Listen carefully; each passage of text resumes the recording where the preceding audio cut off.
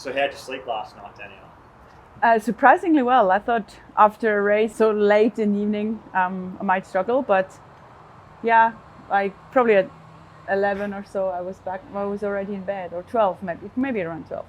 So Not enough caffeine for the race? yeah, that's a good question. Maybe I should have taken a bit more caffeine. It would have helped me to put it a bit harder from the start. It was definitely a bit of a slow start for me, and yeah, I didn't take any caffeine during the race, so probably should have. So how much would you usually have in a race versus how much did you have yesterday? So for short distance or like half distance, I normally don't take caffeine during the race unless, a little bit in my drink. But for the longer distance, I would take around 100 or 200 milligrams. So it's, I think, quite low. Yeah. I take before the race around 100 or 200 milligrams, depending on how nervous I am. Because if I'm too nervous, I'm kind of going a bit lower on the caffeine. Is there any chance your slow start yesterday, which I want to hear you talk about, is there any chance that if you just had extra caffeine to start your day that wouldn't have happened? Well, you actually might have just solved my problem. I did really thought a lot about how bad my start was, especially the swim. I just felt kind of someone was holding me back. I really had a horrible swim. And then also the bike, I felt not really myself for the first 40K, just really struggled. My legs were tight, and then somehow I got into it, and I'm quite happy with the last, I'd say, 20K.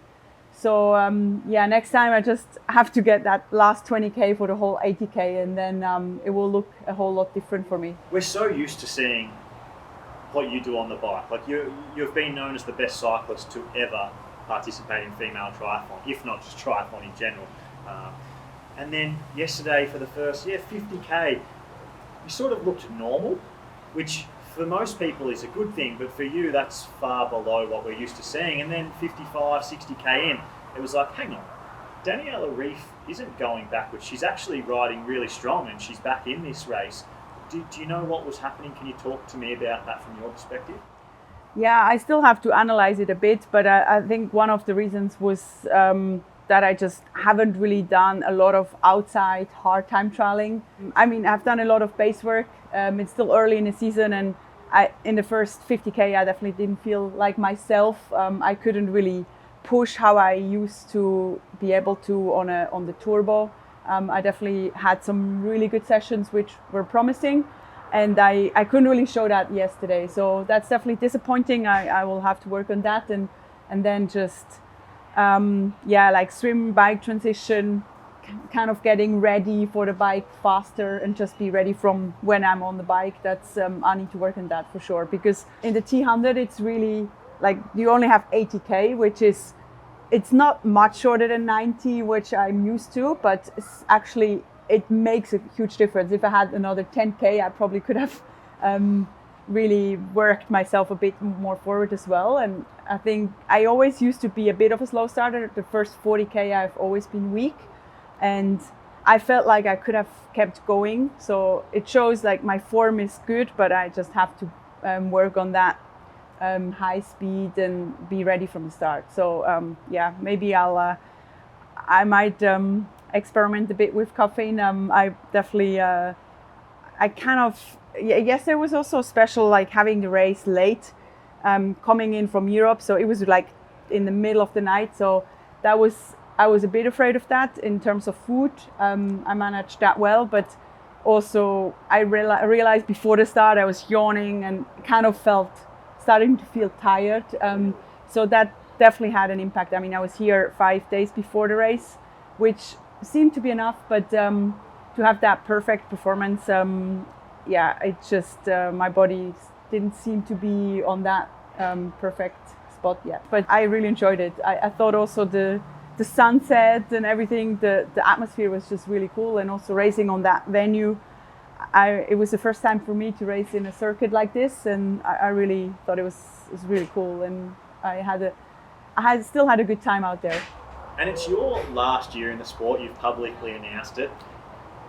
Do you feel like the time is right, or do you feel like now that you've made the announcement, like, oh, maybe I shouldn't have made that announcement yet and I've still got more in me? Yeah, it's a bit of a mix. I had thoughts about like, oh, maybe is it too early? But I think it also showed me that it's exactly the right time. I feel I'm really proud and happy with what I've achieved, and still I feel like I want to show this year some really good performances. I'm really motivated, and the big goal is definitely to win one of the T100 World Tour races. So that really gets me out of bed in the morning and to work hard, and that's still the goal. And I think to find that sweet spot, to not stay too long that you kind of don't want it anymore. I want to finish with still having fire in my belly, and I still definitely feel that fire. And yesterday kind of even though the performance was not perfect, I still loved the race. And I'd also, when I woke up this morning, I was like, okay, I really want to work on this and this, and I want to get it better next time. So it feels like it's probably the right timing, having still that fire, but also feeling like I've been in the sport for a long time. I started with triathlon when I was 14, so it's 20 years. And I mean, I've been, I would say, professional since I'm 14. We really, from the start, had very focused training, and I put my whole life into that, and also really committed a lot. And I loved doing that, and I still love doing it. So I think it's nice to also finish or like stop something when you still really love it. If we went back to 2016, 2017, 2018, and the T100 series was around, you would go into every race as the unbackable favourite, and it would be a surprise if you didn't win one of these races. Whereas now it feels like you don't get talked about as being a favourite to win one of these races. It sort of feels like what happens is people talk about Ash Gentle, Taylor Knibb, Lucy Charles-Barclay, and then Win Daniela Ryf is racing as well. Have you felt that shift in expectation from other people about your racing? And if you have, does it make you want to prove people wrong and say, hey, I'm Daniela Ryf, I'm the greatest to ever do this, like I can still win these races? Yeah, I definitely feel that shift a bit. To me, it doesn't. I don't really mind who they talk about, and I also don't motivate myself anymore to prove people wrong. For me, this year it feels like I just want to have good performances, and it's like a truly internal motivation I have at the moment. And I definitely feel like, well, there's days I definitely feel like I can still be in the mix in the front, and then I mean, you have days like yesterday, especially in the beginning, and I'm like, okay, it's probably really time to retire, because I felt like just kind of out of the race from the start. And I'm glad I could work myself back into it. And I do know also from 2 years ago in the Collins Cup, where I raced against Flora Duffy, and I think had the best time overall. It showed me that I can still beat them. But the competition is super hard, and I think that makes it interesting. So for me, I do feel a bit less pressure, although I kind of also perform well when I have pressure. So I still put a lot of pressure on myself. I still get very nervous and definitely care a lot about the races, even though in one way I feel like, oh, it doesn't really matter. But still, like when I'm going to the start line, I know like I want to really show a good performance. And I mean, I was quite nervous before the race, just because I think, it's good to be nervous, because it really brings out more out of yourself. Singapore's next. Will you be there? I won't be able to do Singapore because I do the Ironman in South Africa, and also with so much travel, it's like too much time difference changes to also get that Singapore time difference in.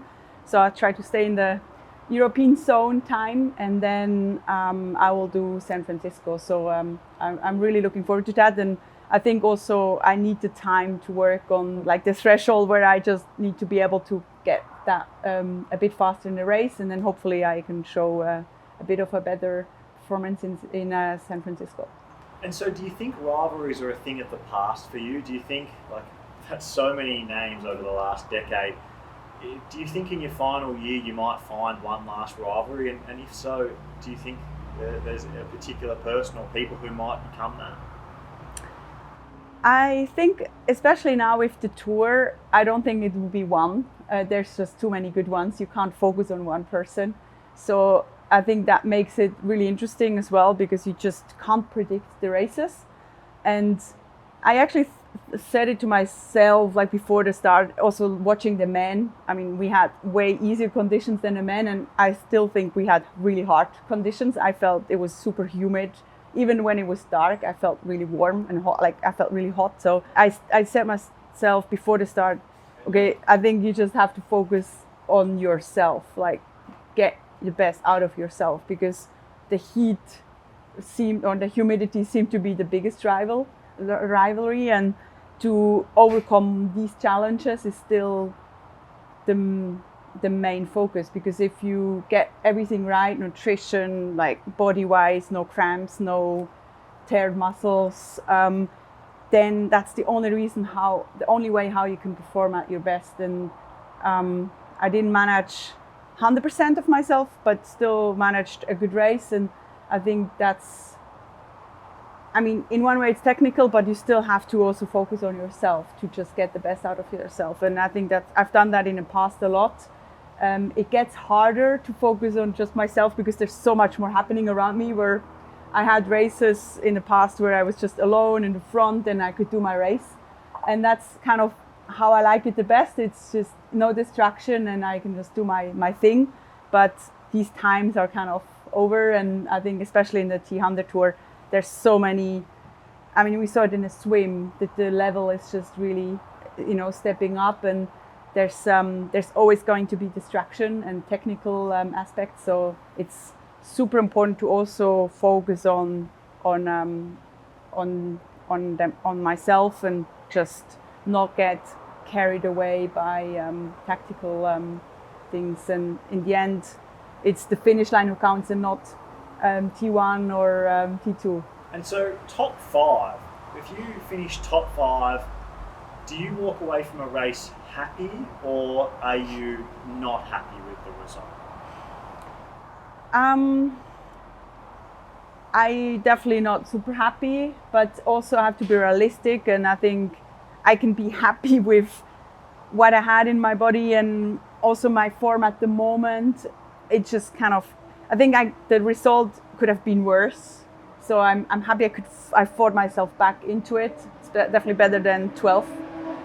So it's still a result that gives me an opportunity to be in the tour and have a chance possibly on a podium.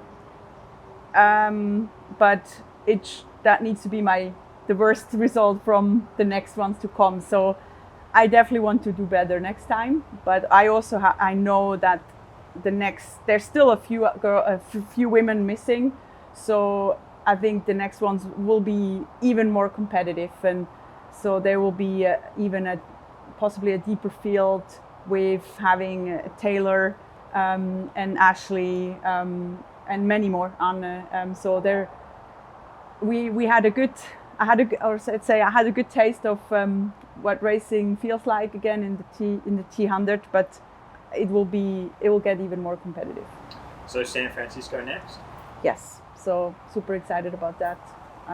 Still a lot of work to do, but I love racing this distance. Actually, I really enjoy it. I just have to get faster.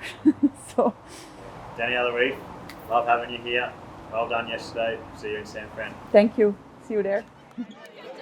My coach is and